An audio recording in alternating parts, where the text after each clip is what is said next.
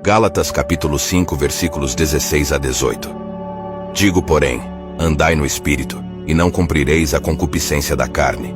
Porque a carne cobiça contra o Espírito, e o Espírito contra a carne, e estes opõem-se um ao outro, para que não façais o que quereis. Porém, se sois guiados pelo Espírito, não estáis debaixo da lei. Alguns cristãos gostam de atribuir tudo o que homens e mulheres fazem aos demônios.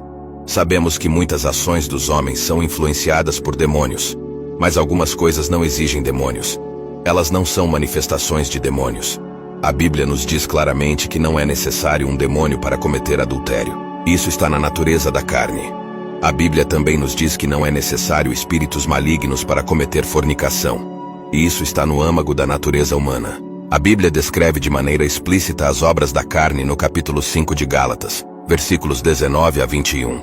Porque as obras da carne são manifestas, as quais são adultério, fornicação, impureza, lascívia, idolatria, feitiçaria, inimizades, porfias, emulações, iras, pelejas, dissensões, heresias, invejas, homicídios, bebedices, glutonarias, e coisas semelhantes a estas, acerca das quais vos declaro, como já antes vos disse, que os que cometem tais coisas não herdarão o reino de Deus. Vivemos em uma cultura saturada de sensualidade e livre-arbítrio, onde é incentivado fazer o que parece bom, o que te faz bem e feliz. No entanto, é importante notar que o que é considerado bom pela sociedade nem sempre é aceitável aos olhos do Senhor. Gálatas 5 nos alerta sobre ceder aos desejos da carne e buscar apenas os aspectos que nos fazem sentir bem em nosso corpo. Há um conflito intrínseco entre a carne e o espírito. Mesmo que o nosso espírito tenha renascido, ele coexiste em um corpo de carne. Ser nascido de novo não nos isenta da tentação da carne. A luta é constante. Existe uma guerra interior entre a carne, que anseia por coisas terrenas, e o espírito, que busca agradar a Deus e deseja as coisas divinas. Seu espírito deseja comunhão com o Senhor. Este é um espírito nascido de novo. No entanto, ao mesmo tempo, seu corpo ainda carrega suas obras, conforme declaradas em Gálatas, capítulo 5, versículos 19 a 21. Há uma guerra acontecendo dentro de você, uma batalha entre o espírito e a carne. É por isso que vemos na Bíblia que somos instruídos a afastar o velho homem e vestir o novo. A Bíblia também nos orienta a seguir o espírito, reconhecendo a batalha que ocorre dentro de cada um. Gálatas capítulo 5, versículos 16 ao 18, nos ensina a andar no espírito, para não satisfazer os desejos da carne. A carne deseja o que é contrário ao espírito, e o espírito deseja o que é contrário à carne. Eles estão em conflito, para que não façamos o que desejamos. Paulo descreve um conflito que ocorre no coração e na mente de cada cristão. Nossa carne deseja algo diferente do que o espírito busca.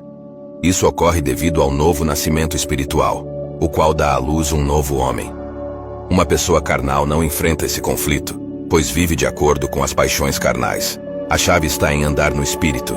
É importante notar que isso nem sempre é fácil. Muitas vezes é uma batalha.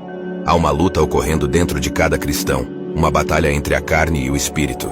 Esses dois são contrários um ao outro, não vivem em harmonia, são opostos completos. Quando Davi cometeu adultério com Batseba, ele não estava possuído por um demônio. Ele estava simplesmente agindo de acordo com sua natureza carnal. Nossa carne natural anseia por sexo, e isso é completamente normal. Algumas pessoas tentam demonizar o sexo e transformá-lo em algo maligno, mas na verdade o sexo não é inerentemente mau ou ruim. É uma maravilhosa união que Deus criou para que um homem e uma mulher se envolvam juntos, mas dentro do contexto de um casamento sagrado.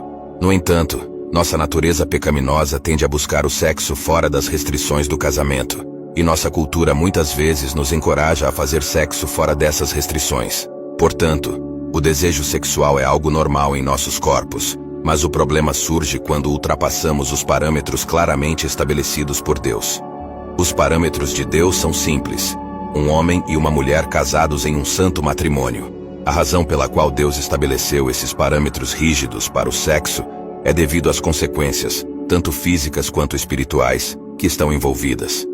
Isso é claramente explicado em 1 aos Coríntios 6, 15 ao 17. Você não sabe que os seus corpos são membros de Cristo? Devo então levar os membros de Cristo e uni-los a uma prostituta? Nunca. Você não sabe que aquele que se une a uma prostituta se torna um com ela em corpo? Pois está escrito que os dois se tornarão uma só carne. Mas quem se une ao Senhor é um só espírito com ele. Ao se unir a outra pessoa em fornicação, você está declarando no mundo espiritual que vocês são literalmente uma só pessoa. Isso vai além da conexão física e ultrapassa qualquer outro relacionamento platônico. Vocês se tornaram um em todos os sentidos. Muitas vezes, as pessoas se encontram em relacionamentos insalubres e desejam terminá-los, mas não conseguem. Existe uma ligação entre eles que transcende o físico e até mesmo o mundo visível. Quando alguém se une a uma prostituta, eles estão, espiritualmente falando, casados no mundo invisível. Em outras palavras, essa união transcende a natureza e até mesmo o mundo terreno. Quando dois se unem dessa forma, eles se tornam um, como está escrito, serão uma só carne. Isso significa que no mundo invisível, essas duas pessoas estão espiritualmente casadas. Existe um tipo de relacionamento conhecido como amigos com benefícios. Nesse tipo de relação, duas pessoas têm intimidade física, mas não estão comprometidas uma com a outra de forma romântica. As pessoas envolvidas em um relacionamento de amigos com benefícios dormem juntas, mas o relacionamento não é romântico, exclusivo e não envolve compromissos emocionais. É interessante observar que, frequentemente, em relacionamentos desse tipo, pelo menos uma das partes acaba desenvolvendo sentimentos pela outra pessoa. Isso ocorre porque a fornicação cria uma conexão espiritual entre as pessoas. É por isso que as separações podem ser tão difíceis. Quando um relacionamento termina, pode-se sentir que algo foi tirado de você, como se uma parte de você estivesse com a outra pessoa. Há casos em que pessoas casadas continuam a pensar em seus ex-parceiros de mais de uma década atrás. Isso ilustra como as conexões formadas através da fornicação podem perdurar por muito tempo, mesmo quando uma pessoa já está em um relacionamento atual. É um lembrete de que as ligações emocionais e espirituais podem ser poderosas e duradouras. Você acredita que isso acontece porque as pessoas se tornam uma só carne umas com as outras. Às vezes você ouve a frase "o tempo cura tudo", mas na realidade, o tempo não corrige as coisas do espírito. É por isso que mesmo após 3, 4 ou 5 anos, algumas pessoas ainda lutam com as consequências de um relacionamento rompido. Deus criou o sexo, e Ele o fez por amor. Ele ama você e é por isso que Ele estabeleceu parâmetros específicos para que duas pessoas compartilhem intimidade. Deus se importa profundamente, e sua lei está lá para o seu próprio bem. Deus compreende as consequências de viver uma vida promíscua, e repetidamente em sua palavra, nos adverte contra esse estilo de vida. Portanto, não há nada de errado em desejar sexo. No entanto, deve ser buscado dentro dos limites estabelecidos por Deus.